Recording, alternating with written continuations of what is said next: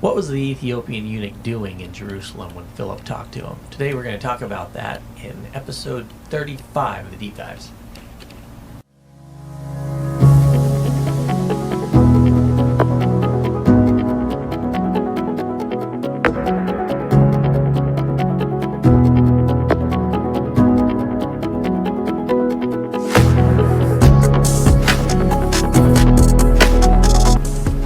Something about our intro. What's that? If you let it go maybe 5 or 6 more seconds, the bass like quadruples. Yes.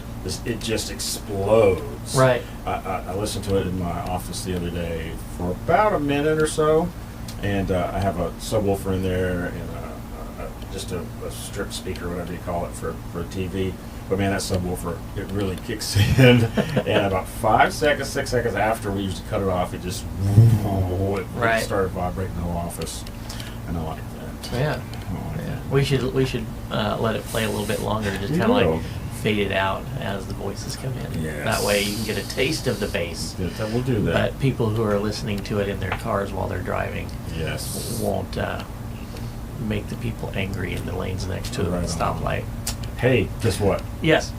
You know, some people don't like to go to Walmart. I'm one of them. I enjoy going to Walmart. I know Chris doesn't like going to Walmart. I enjoy going to Walmart. I'm an amateur sociologist. Actually, I have a psychology degree, but I would have gotten a sociology degree if they offered it at UNC. So I like the way groups of people act and interact, and individuals and how they act and interact with people. I just love seeing systems at work, and that you can get nothing better. You can't get that anywhere else as quick as you can get it is whenever you go into Walmart. Right. I've had so many different experiences from being threatened while I was on crutches. It's just so funny. That's when you know you're tough, when you threaten a guy on crutches. I did my best to get. I had a broken femur. This was one of the first days that I came out of the house. From Donna. When you break your femur, you are very vulnerable. It's inconvenient. This thing is very inconvenient, and it was one of the first days out. After however long. Donna dropped me off the front. I hobbled in, not really positive about the crutches yet. Kind of going, and I got there and I got inside. I scooted over to an end cap and kind of got right up next to the corner. And I was waiting for her to come in so I could see the entrance. And a guy walked in. I saw him walking in, and he was, I don't know, he just seemed like he was looking for something that he was mad that he couldn't find or whatever. But anyway, he comes in. And he was walking straight towards me, and I was thinking, I can't move very quickly. I was going to either have to move in chance of falling or whatever, but he was walking right at me. And he, at the last second, changed his path and said, I can't even say what he said. I can't. Well, this story just died. Well, he said, I hate. And then he let out an expletive, and then he reminded me of what my race was. And I kind of went, did he just really? Well, and I looked at it and said, here's a guy on crutches, leaning against these this thing of Cokes or whatever, and he had to move around me just a little bit, and he just wants me to know that he doesn't appreciate that. Right. I thought, wow, I'm so glad I came out of the house after all this time. So that experience happened at Walmart, and this experience happened this morning. Let's see. Around here, Sue Strom, who is one of the anchors, main anchors of TV3, she does Fill the Van thing in the July, beginning of August, for the children that go to school who can't necessarily afford the supplies. And this has been something that's going on for many, many years. And Fill the Van, are you kidding me? She fills van after van after van. And I was there today, and they're all set up to start doing it. And I walk inside, and there's a group of ladies who meet you and say, here's a list of things. If you can get some, good. If not, that's okay. Thank you anyway. So I got a list. And I walk in, and man, this is the system part of it. You walk in, and as soon as you walk through the gates, all the stuff is right there. You know, Walmart has put everything that they need right there. Yeah. Man, the simple things like that. Because here's the honest truth. I probably wouldn't have went and looked for it. Right. Yeah. You have to go and get it yourself. Yeah. If I make it easy for me, hey, I'll walk in. I had to go around it if I didn't want, you know. So I just got, and it was the 45-cent thing. Say, listen, you know, it's just so easy. Right. So I did keep that, some of that stuff, and went on about my business. Went outside, paid for it. Went outside. Was about to put it in what I thought the buggy was there. She said, "Are you donating?" And I said, "Yes, ma'am." From that second on, there was at least 6 people around me cheering, like I just cured cancer. Yeah. You know, they're seriously, they were clapping like that. They said, "Can we take your picture?" I said, "Sure." They put one of those wooden frames, you know, with nothing out. They put me in front of it, and I'm going, "Hey!" I'm holding up my bag like this.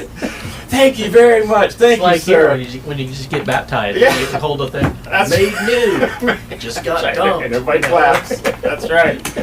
I thought, you know, there's not very many places you can go the same location, the same place, and have those varying experiences and everything in between. Right. I've heard, you know, mothers and fathers say things to their kids that nobody should say to kids before. Right. And I look at my wife and going, you know, I'm having to make a decision here. We're in line, and these people are in front of us. And they said something so inappropriate to this child that I looked at her and said, I'm struggling. I'm having to make a decision. You know, because it's not. I either intervene or I call somebody and tell them what I just heard. Right. And she said, "Destry, what do you think? What's going to happen?" I thought, okay, all right, yeah, you're right. But man, that was tough. Nobody should say that to anybody else, much less a child. Yeah. It broke my heart. This child was sitting in the buggy.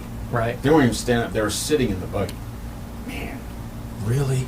People have kids and they're able to say these things to Isn't it weird how our heart breaks when we see something innocent being treated like that?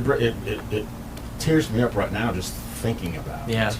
Looking at it, and man, it was tough, man. It was really tough. But she's right. What good would have come out of it? Yeah. It would have been my word. Somebody else. Anyway, the whole point is, this is all Walmart experiences. Right. I remember a long time ago, I found myself in a Walmart, and I forget where I was coming from, but I was dressed in khaki pants and a navy blue collared like polo shirt tucked in. And I guess at the time that's what Walmart managers wore. Oh, okay. And so I didn't even think about it going in, and I'm walking up and down the aisles, and every now and then someone would come and ask me a question, like, "Hey, do you know where this is?" I'm like, "I'm sorry, I don't." And it finally dawned on me, like, I'm dressed like a Walmart manager. And so many people were asking me a question. One lady actually got mad at me because I didn't know. And like as she's backing her cart away, she's like, "Oh, guy works here, doesn't even know where stuff is." And that's kind of like when I broke, and I'm just like standing in the aisle, I'm like, it's normal to wear this outfit and not be a manager or an employee. That's funny. When I went to the checkout, this was back in the days when Walmart still had people at cash registers. I was joking with them, like, I feel like I should get an employee discount because I have been accosted by so many people needing managerial help while I'm here. That's funny. Maybe untuck your shirt or something. Yeah, something like that. I don't know. That's funny. Well, I enjoy going there because of nothing else, because of the experiences that I know I'm going to have. I noticed you call it buggy. Buggy? What is it? What is it? A cart?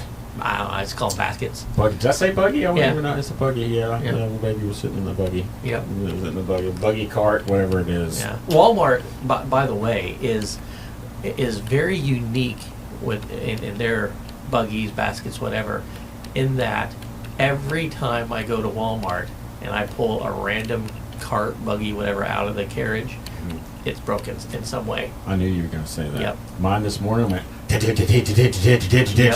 And I kept pushing that thing up. I'm not stopping. In my This is old fucking age good. retirement, I want to volunteer at a Walmart and just be in the back and fix all their buggies. As opposed to Publix, I have never had a broken one in Publix. Right. I've never even had one that pulls to the left or the right in Publix. Yep. What is the Publix difference? also has two baskets now. Yes. One that's silver and stainless steel, Yes. and one that's all black that I like to refer to as stealth baskets. Stealth basket. You go through there, nobody can see you. Right. I got that one. Yeah. Same size, everything. Nobody can see you. My daughter will attest to it whenever we go into Publix. I'm like, ooh, stealth basket.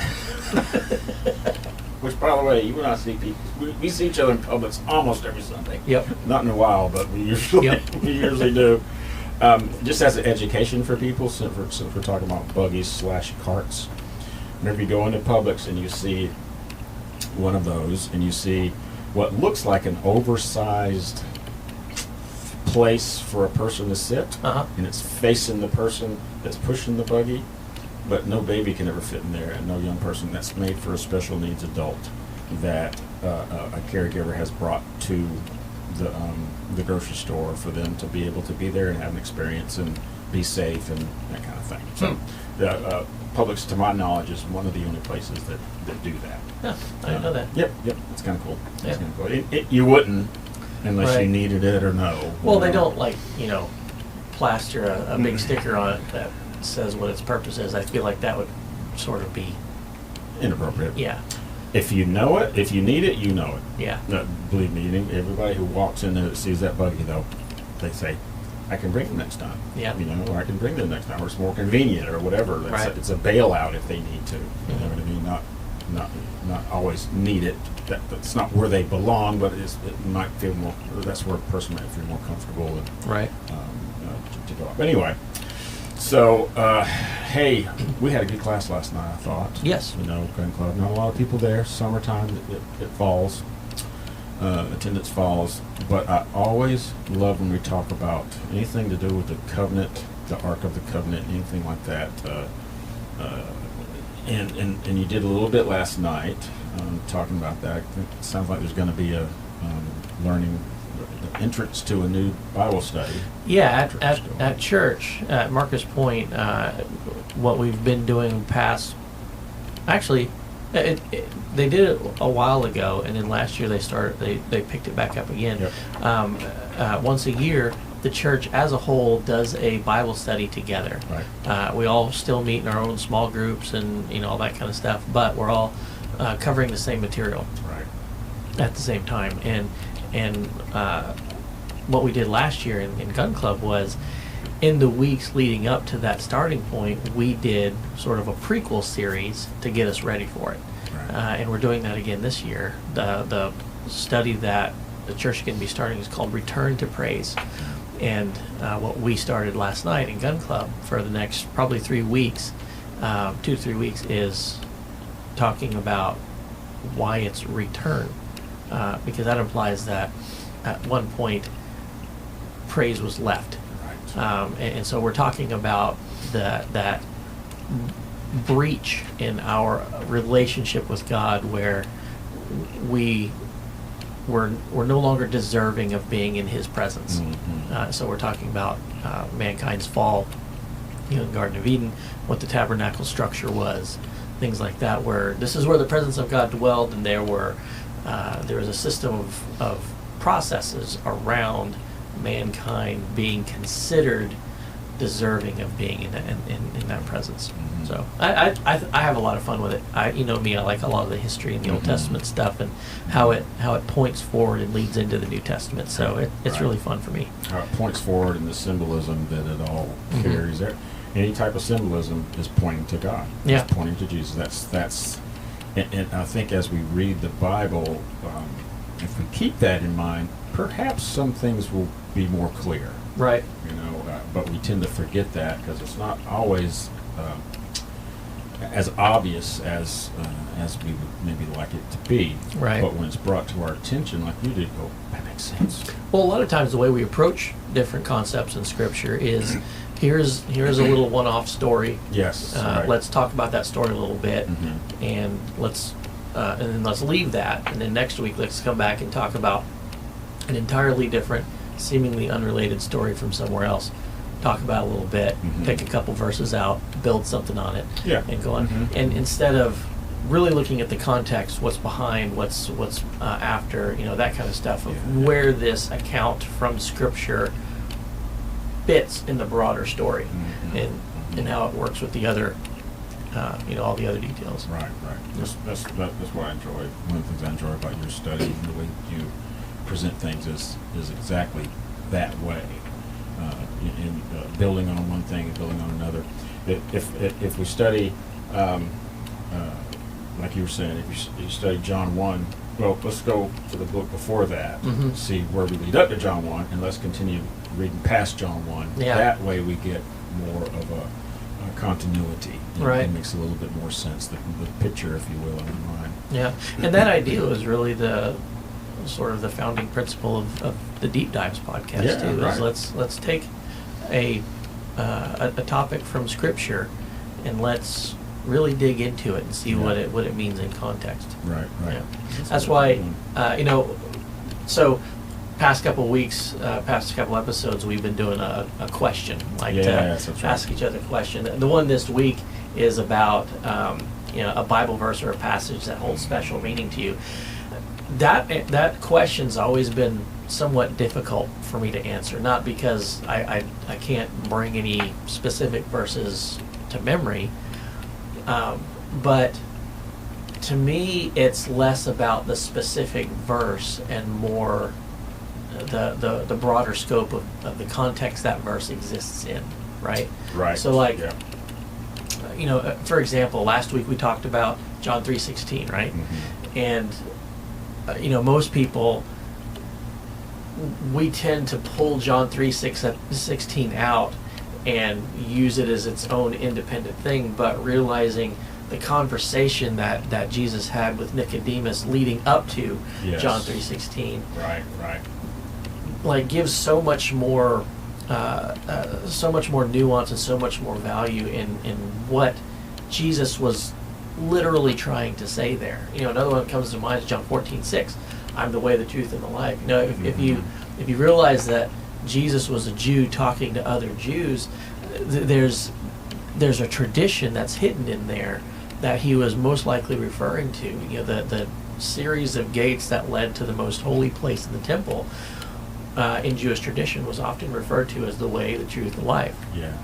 And so when Jesus was saying that, I am the way, the truth, and the life, he's saying, by the way, just having a conversation about doors, then he says, I'm the way, the truth, and the life. No man comes to the Father but by me.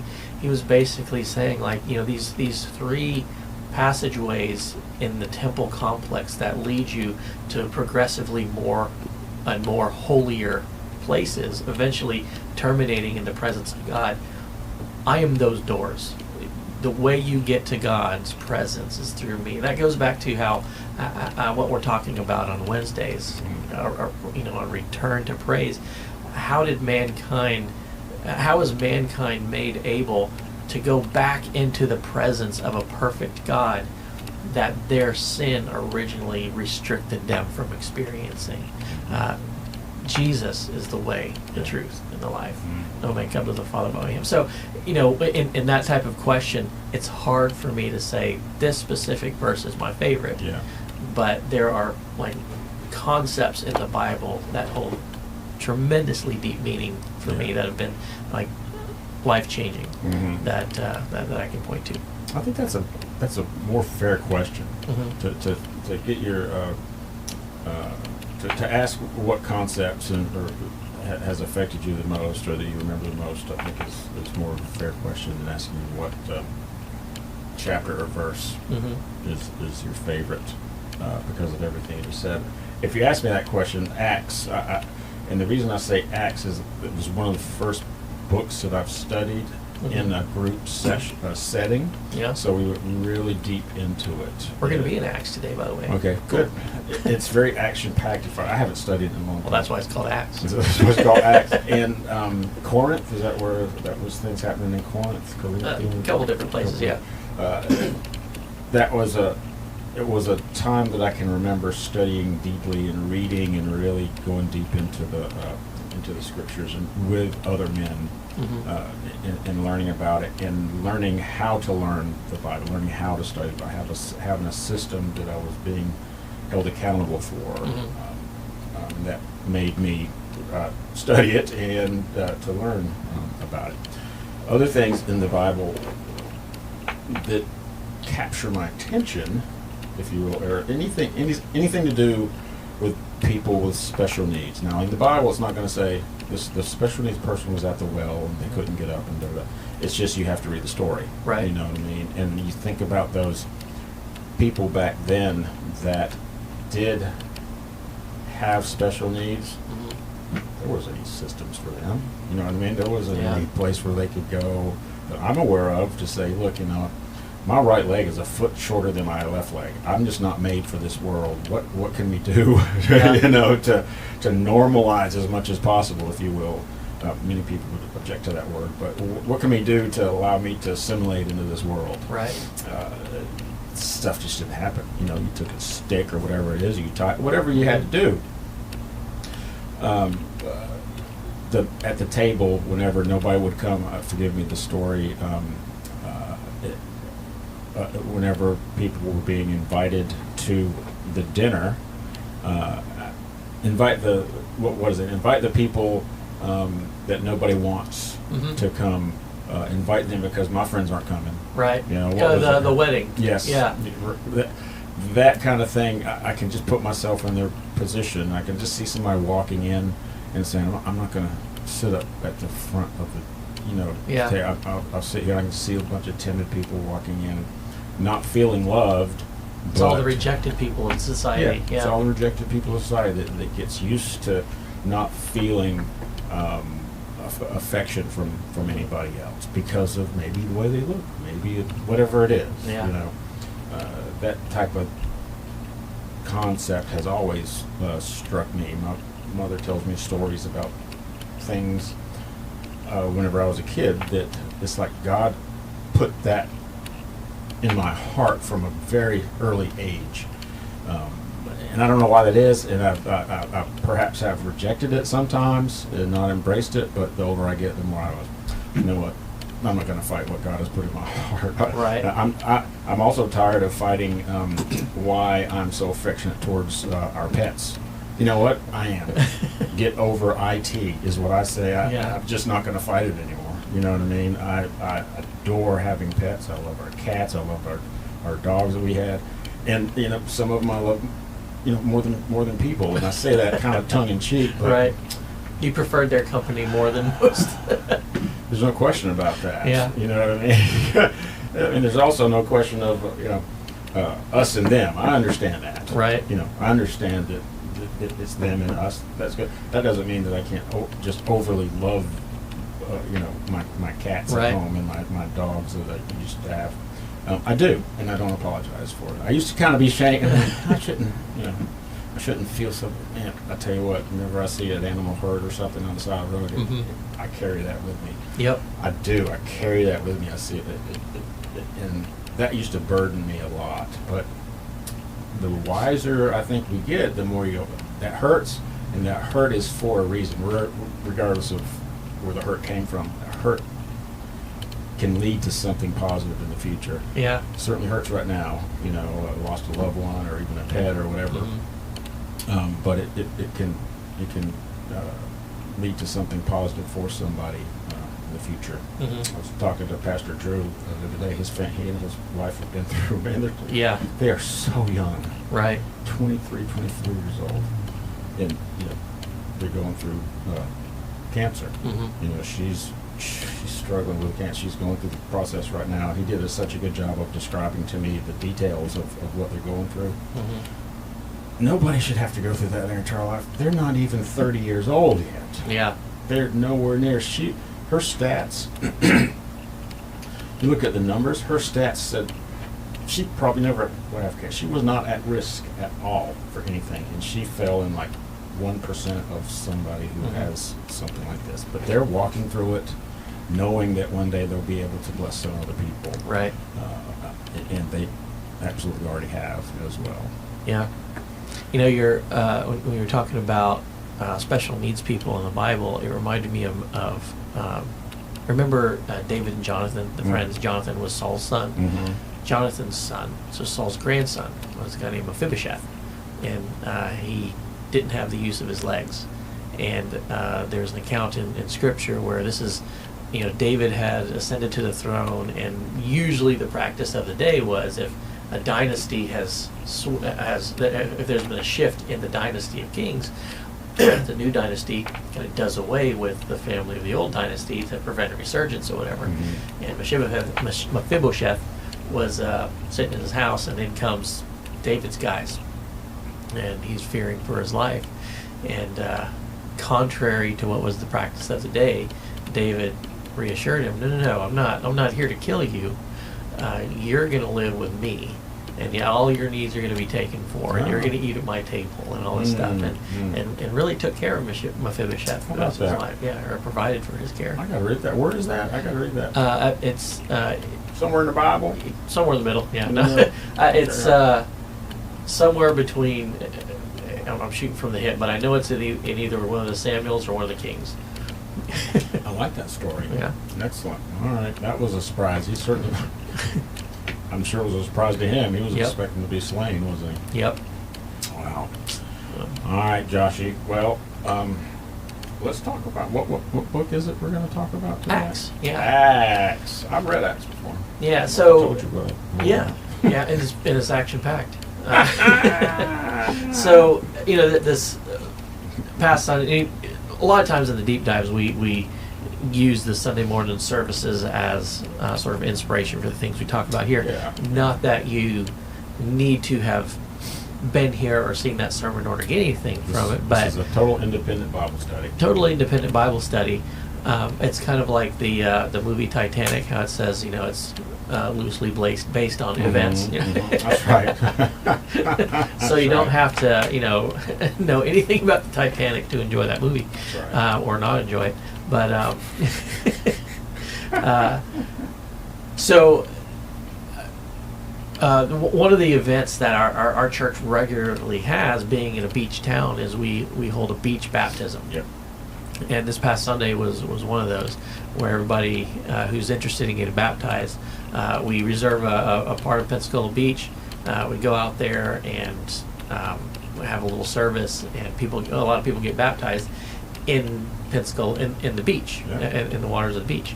And usually on those days, the sermon leading up to it, pastor will give sort of a review, an explanation of what baptism means and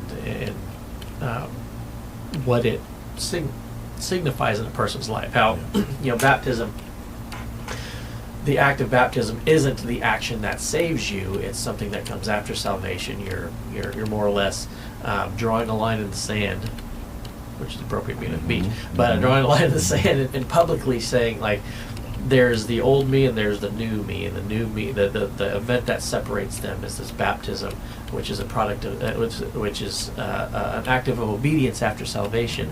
Me telling the world, I'm going to try to be like Christ. This is the beginning of that chapter of my life. It's a visual representation of what's happening inside. Right.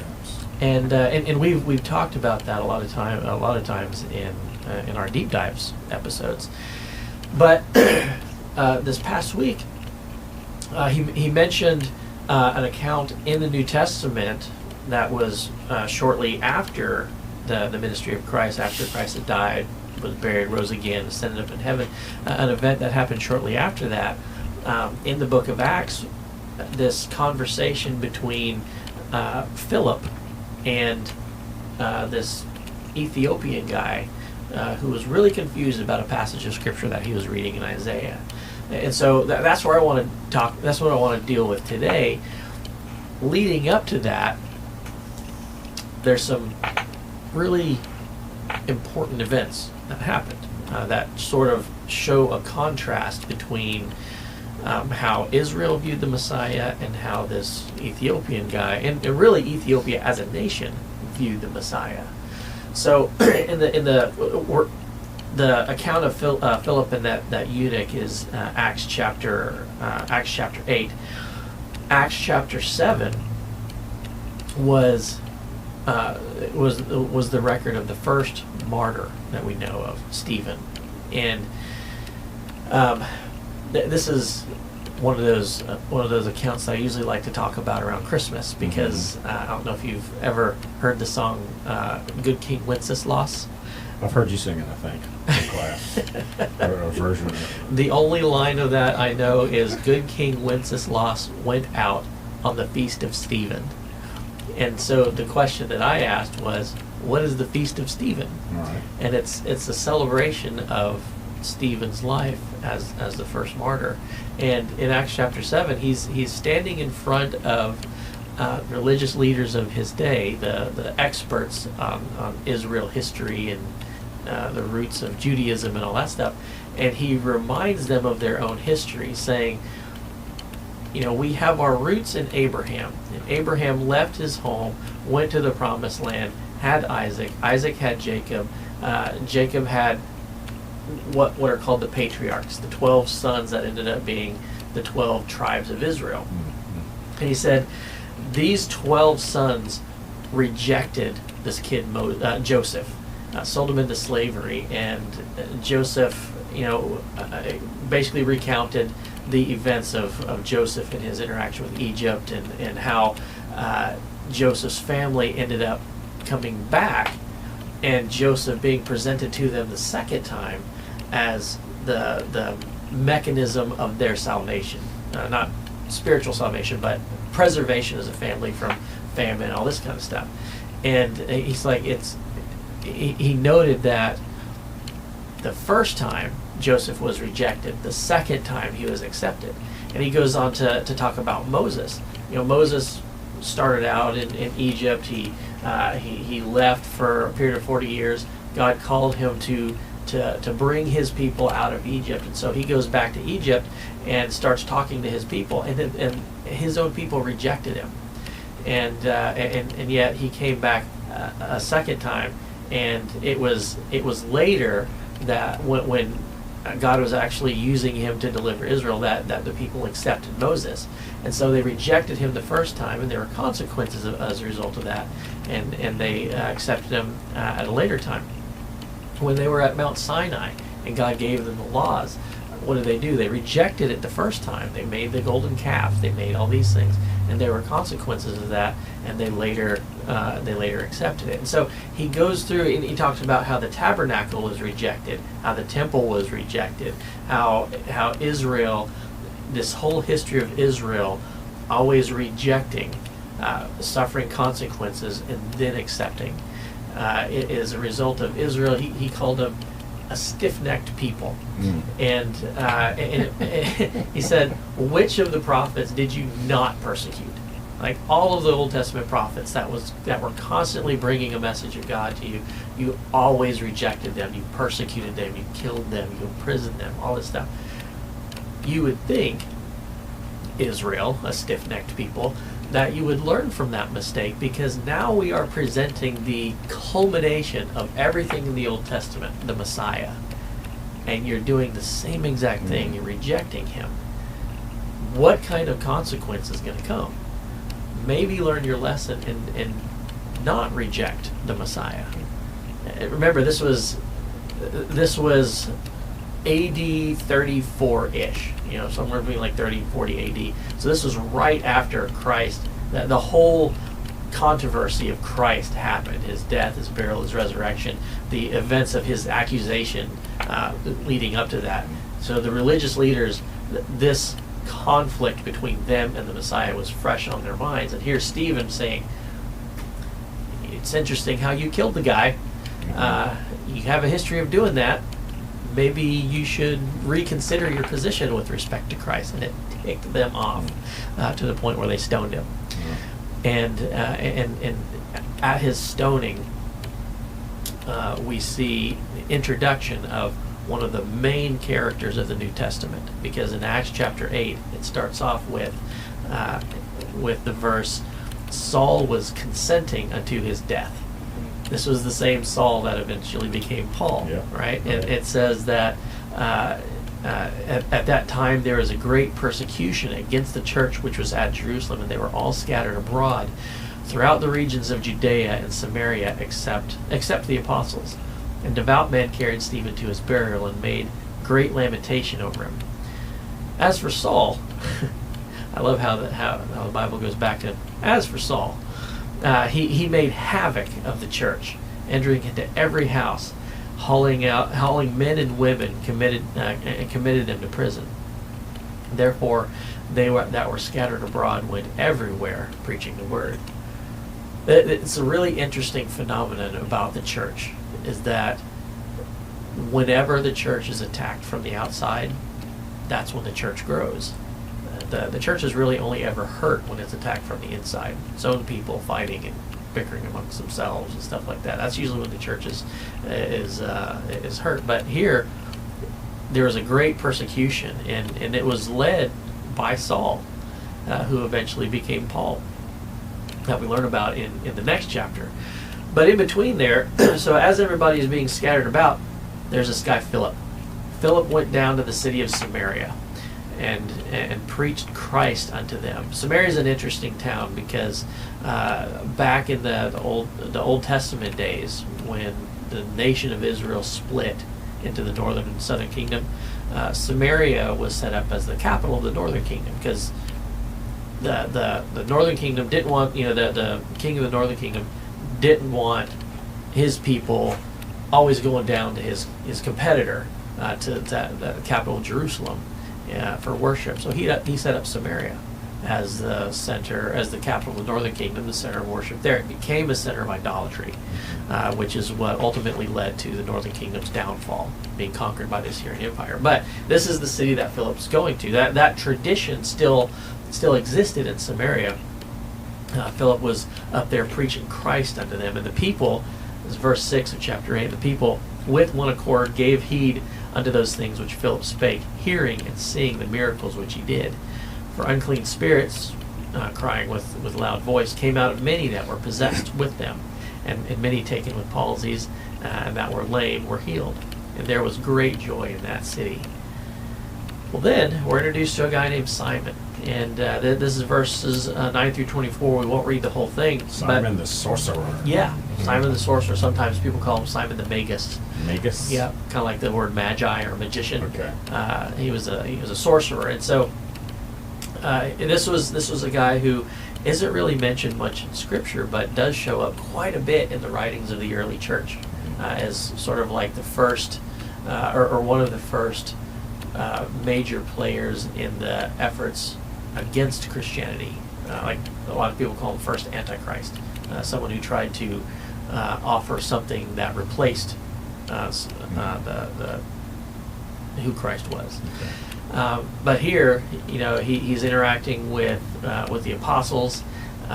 He sees them casting out demons and doing miracles and everything. And it says that he believed. Didn't say that he believed in the same way that someone who comes to a saving knowledge of Christ does. It's more like he believed, kind of like how we read, even the demons believed. Just belief that God exists, or believe, that's not the same as salvation. It's, right. It's putting your faith for your eternity into the work that Jesus did on the cross. That's the difference there. By the way, our society, many of us are still having a problem delineating between those two. Absolutely, yeah.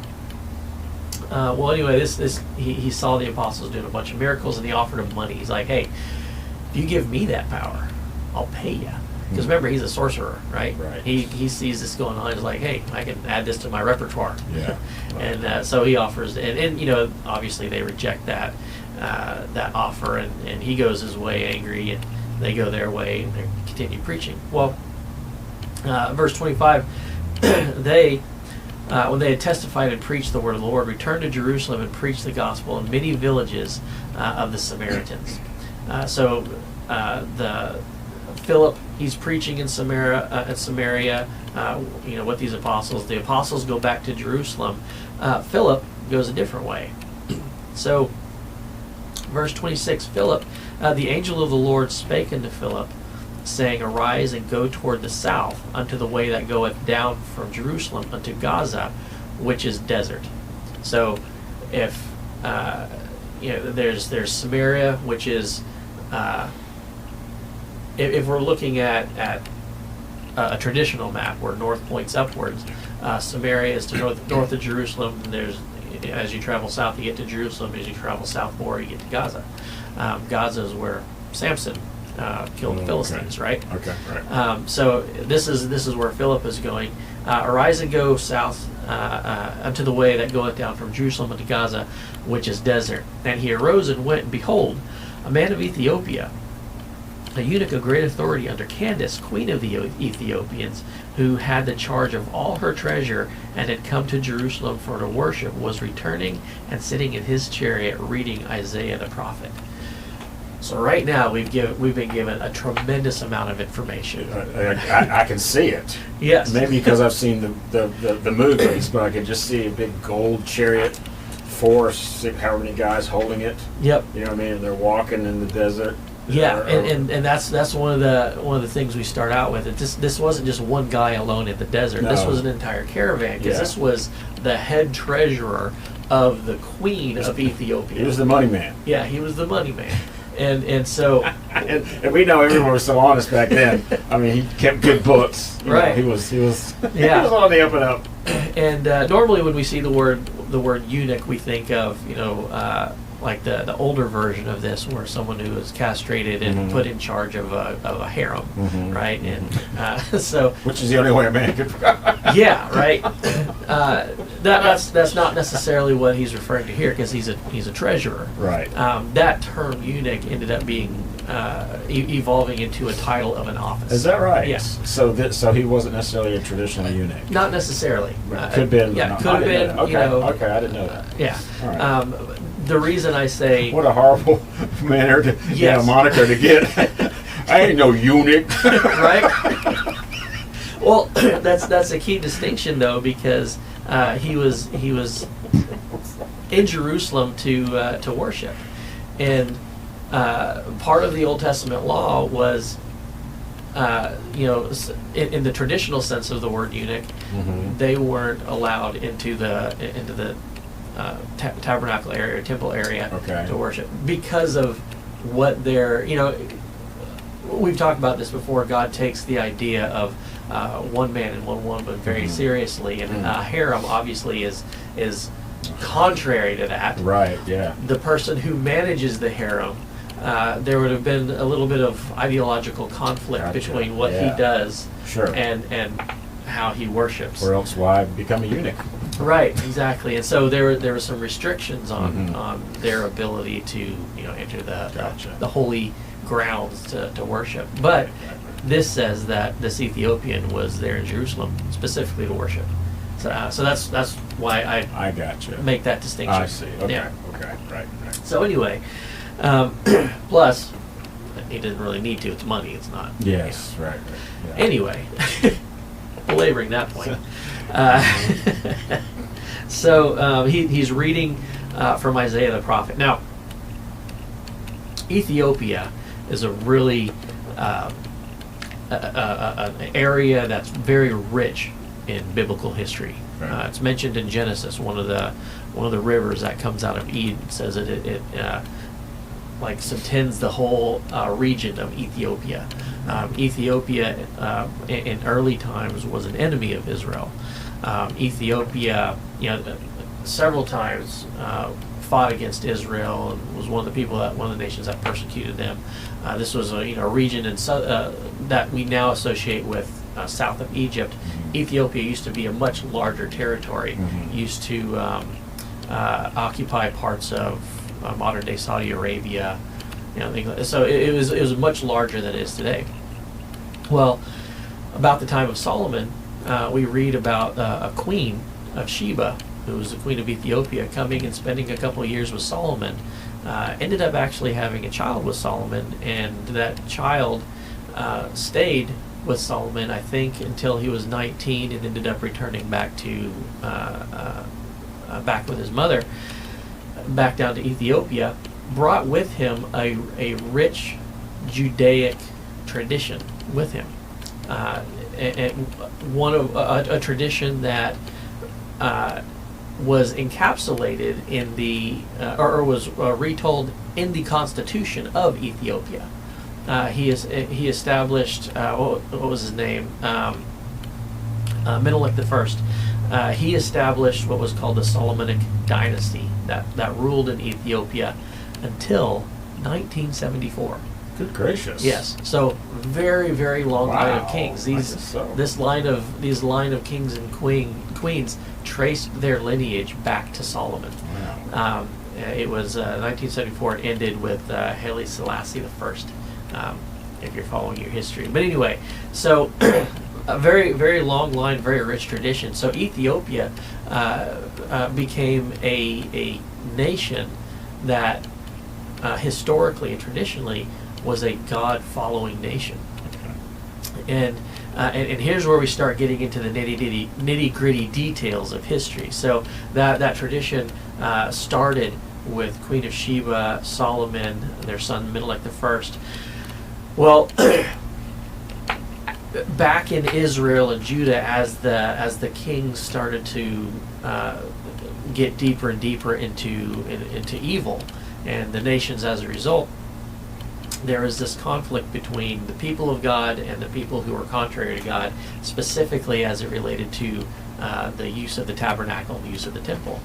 During the time of Manasseh, because Manasseh was such an evil king, the Levites actually took the Ark of the Covenant out of the temple to protect it from what Manasseh was doing. Wow, they must have been doing some horrible stuff if that wasn't protecting it enough. Oh, absolutely. And this is all in 2 Kings 21. Wow. They took it down to Egypt under Pharaoh Necho, and that's where the Ark of the Covenant was held for a while. It wasn't until I think Manasseh's son Josiah. Josiah was a really young king, but he was a good king, and he found a book of the law hidden in the temple somewhere, and it was like rediscovered, and he had it read to everybody, and it was like a mass revival in the kingdom of Judah, and he desired to bring the Ark of the Covenant back to the temple, and so he went down and sought out Pharaoh Necho again, and tried to have it returned. Well, this is 2 Chronicles 35. At the end of that chapter, it says that Josiah dies fighting Pharaoh Necho. So this ark, under Pharaoh Necho, who was the Pharaoh of Egypt, the capital of Egypt wasn't Cairo like we think of today. It was Elephantine Island, which was at the border of the northern southern kingdom of Egypt. And so the ark was moved to Elephantine Island. All this stuff, by the way, verified archaeologically. There's a museum on Elephantine Island that recounts a lot of these details, and there's artifacts showing these are the things that happened. So it was at Elephantine Island, and then in Egypt, but then later it was moved to an island in this huge lake in Ethiopia, an island called Tanakurkos Island, and it stayed there for 8 centuries in Ethiopia. And once again, confirmed archaeologically, they've seen the place where it exists. There's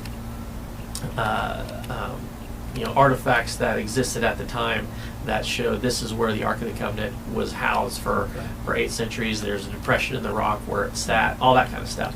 A lot of cool history there, and I'm skipping a lot of the details here. From there, it was moved to a compound in Axum, Ethiopia. That's where a lot of people say it still is today. There's a church there, a cathedral there, that is traditionally thought of as the place that houses the Ark of the Covenant to this day. There's a line of guards that never leave that compound for their entire lives, and children who are dedicated to that service grow up there, live with those guards, and when those guards die, they pass the torch on to them. And that succession has been going on for centuries. And so this is sort of what we're dealing with when it comes to the history of Ethiopia as it relates to Israel.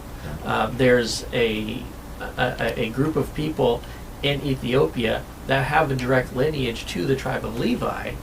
They call themselves Beta Israel, and there's a lot of really bad information about what that entails. But basically, they have they see themselves as being the guards of a lot of this tradition until a certain time that they read in Scripture, when this will all be brought back and presented to the Messiah. Okay.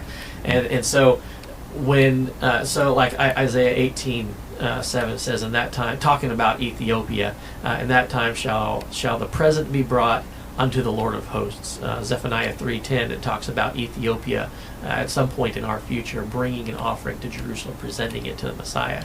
So there's a lot of stuff going on here when we read in Acts about this random Ethiopian treasurer, head of the treasury, up here scoping out Jerusalem, reading Isaiah and getting a little bit confused about the timing of these events. Okay. Because remember what exists in Ethiopia at this time, and what they think they're guarding. Mm-hmm. And so here's this eunuch up here, and he's reading from Isaiah 53, and we'll compare the two in Acts and in Isaiah. It says this is Acts 8:32. The place of Scripture which he read was this, and he quotes, "He was led as a sheep to the slaughter, and like a lamb dumb before his shearer, so opened he not his mouth. In his humiliation his judgment was taken away, and who shall declare his generation? For his life was taken from the earth." The Old Testament, we read in Isaiah 53, it reads very similarly. Because remember, Philip was reading a Greek translation of the Old Testament at the time, I think Septuagint. But in our Bible it says, "He was oppressed and he was afflicted, yet he opened not his mouth. He is brought as a lamb to the slaughter, and as a sheep before her shearers is dumb, so he opened not his mouth. He was taken from prison and judgment, and who shall declare his generation? For he was cut off out of the land of the living. For the transgression of my people was he stricken." And so what the eunuch tells Philip, says this, "Eunuch answered Philip and said, I pray thee, of whom speaketh the prophet this? Of himself or some other man?" So that verse in Isaiah, we recognize that as being a messianic prophecy, talking about the death and the burial and the resurrection of Jesus. This eunuch was a little bit confused about this, because if you think about this from his perspective, at some point they have a package that they need to deliver, and there's a specific person that it needs to be delivered to. And so he's reading in Isaiah, which, by the way, in Acts we're only given this verse. He's reading this passage, which is Isaiah 42, 43, 44, that whole thing, which is talking about the coming Messiah and how he's and who he's going to be, and what that's supposed to mean for Israel. And so he's seeing this like, who is this person? Was that prophet talking about himself, or is this someone else?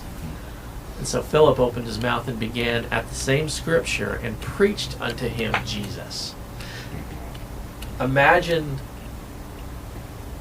the amount of history that was in that eunuch's mind about the coming Messiah, all of the history between Ethiopia and Israel, going all the way back to Solomon, and that rich tradition that has been kept for centuries prior to that and for centuries beyond that. And he's wondering, you almost think, is he there to get a status update? Is the guy that we're delivering this package to, is he here? Do we need to start planning this trip? I'm reading between the lines a little bit, but you can see this from his perspective. And let me ask you one thing before we go on. No, I'm envisioning this. The Ethiopian is walking along, right? He's not up in the chariot with his I mean, I know that doesn't matter to some people. It Right. does to me. I'm making a visual. He wouldn't have invited him up there to sit there and walk along, would he? Just reading between the lines. Well, so It doesn't matter, Josh. I'm sorry. It just no, that's actually a good question because hold on, where it says as they traveled along the road, is all my NIV says. yeah. Let's see.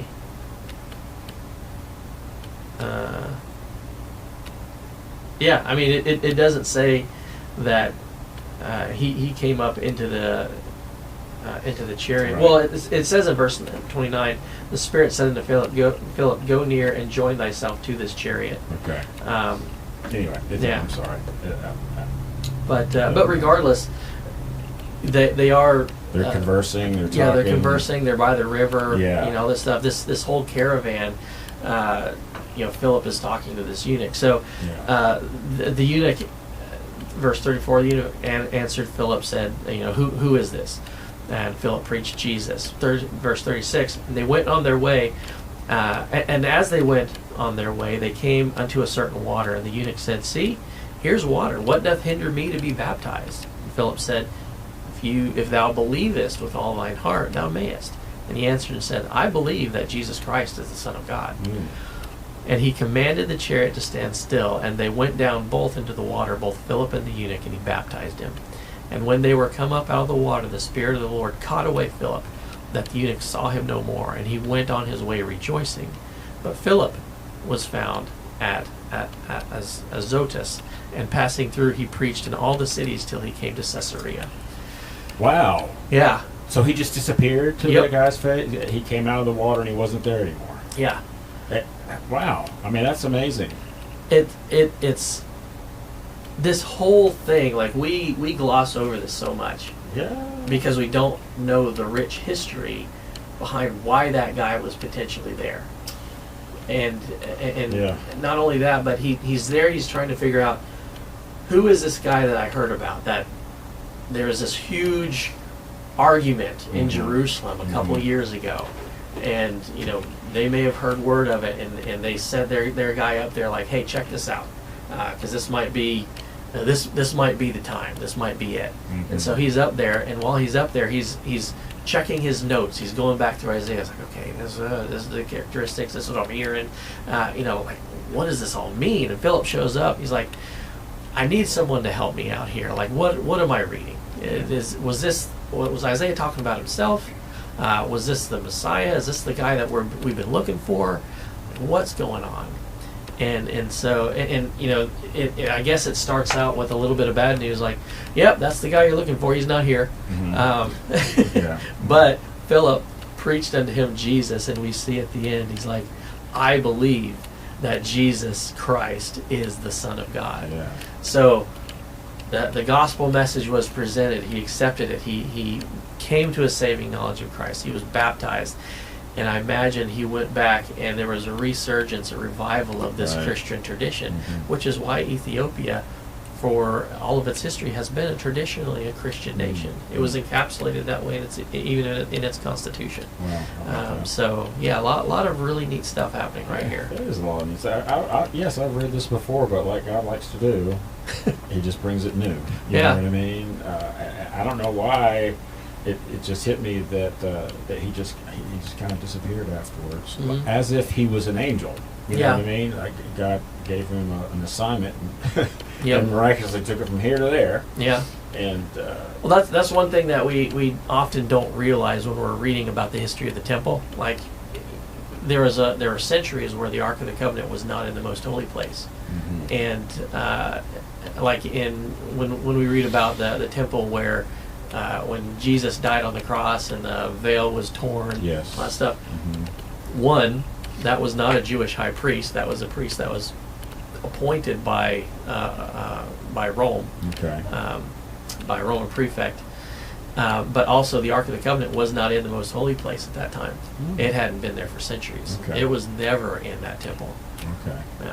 I got you. You know, thinking back on why I asked that question, I think my original thought was you have a guy who's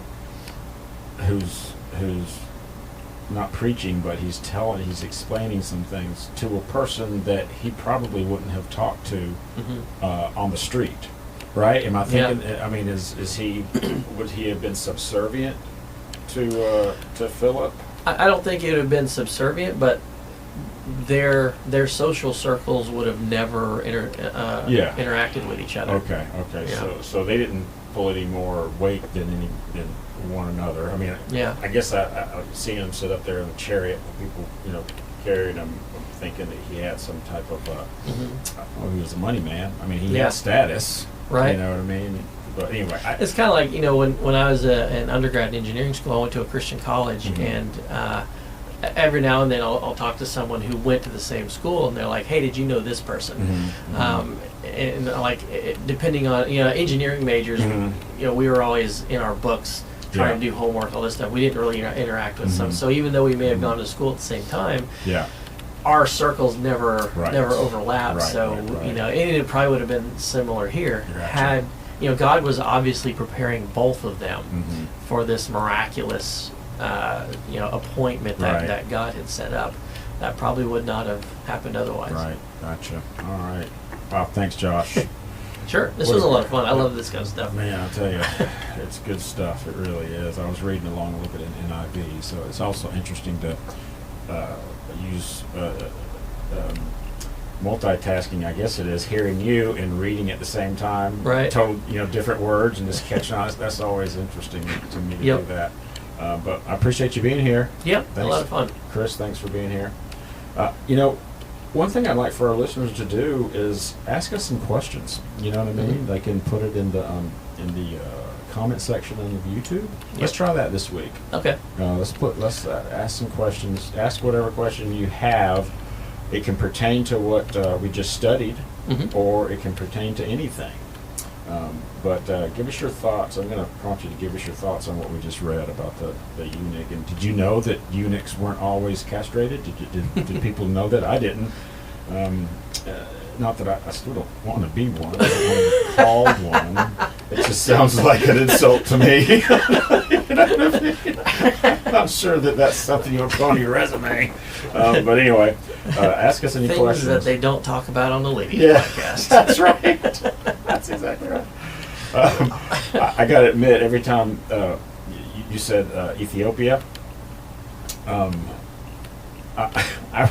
I watched this video on YouTube last week, a mountain bike video, and this guy was racing in Ethiopia, and he went through a feed zone, and in the feed zone you either get food, you can stop and get stuff, because this was a 100-mile race. You can stop and get stuff, or you can just kind of roll through it, and they have people that are feeding you. They'll give you something, while you're rolling along slowly. You can grab a water bottle, you can grab some food, put it in your pocket, that kind of thing.